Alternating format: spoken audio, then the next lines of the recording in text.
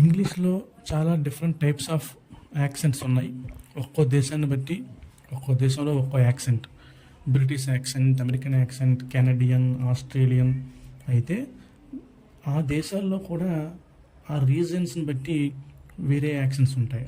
ఉదాహరణకి బ్రిటన్లోనే చాలా యాక్సెంట్స్ ఉన్నాయి. ఉదాహరణకి స్కాటిష్ యాక్సెంట్ అని.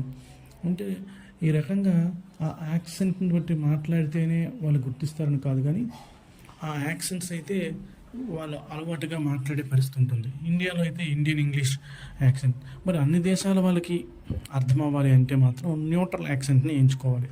న్యూట్రల్ యాక్సెంట్ అంటే దాన్ని ఇంటర్నేషనల్ యాక్సెంట్ అంటారు, గ్లోబల్ యాక్సెంట్. మీకు అమెరికన్ యాక్సెంట్ అమెరికా యాక్సెంట్ని ఫాలో అయ్యే వాళ్ళకి మాత్రమే అర్థమవుతుంది. అది British accent only British, European union వాళ్ళకి మాత్రమే అర్థమయ్యే అవకాశం ఉంటుంది. అందరికీ అర్థం అవ్వాలి అంటే ఇంటర్నేషనల్ న్యూట్రల్ యాక్సెంట్.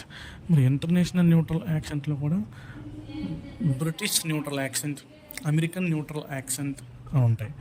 అంటే బ్రిటిష్ స్పెల్లింగ్ని, ప్రొనౌన్సియేషన్ని ఫాలో అవుతూ అందరికీ అర్థమయ్యేలాగా న్యూట్రల్ యాక్సెంట్తో మాట్లాడడం.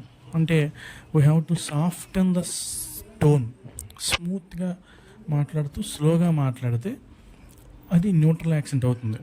అమెరికన్ యాక్సెంట్ కూడా ఆ విధంగానే మాట్లాడితే అమెరికన్ న్యూట్రల్ యాక్సెంట్గా అవుతుంది.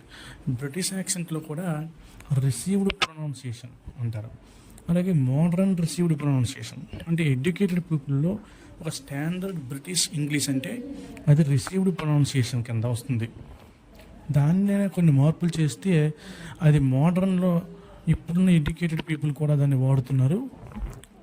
దాన్నే మోడర్న్ రిసీవ్డ్ ప్రొనౌన్సియేషన్ అంటారు. అది కూడా బ్రిటిష్ న్యూట్రల్ యాక్సెంటే. అది అందరికీ అర్థమయ్యేటువంటి యాక్సెంట్. ఇండియన్స్కి అయితే ముఖ్యంగా ఇంటర్నేషనల్గా కూడా టీచ్ చేయాలి, లేదు ఇంటర్నేషనల్గా కూడా అందరికీ రీచ్ అవ్వాలి, పబ్లిక్ స్పీకింగ్ మనం ముందుండాలనుకుంటే, అది గ్లోబల్ ఆడియన్స్ని కూడా రీచ్ అవ్వాలి అంటే మాత్రం బ్రిటిష్ న్యూట్రల్ యాక్సెంట్ లేదా రిసీవ్డ్ ప్రొనౌన్సియేషన్ అనేది అందరూ ఫాలో అవ్వడం అనేది మంచిది.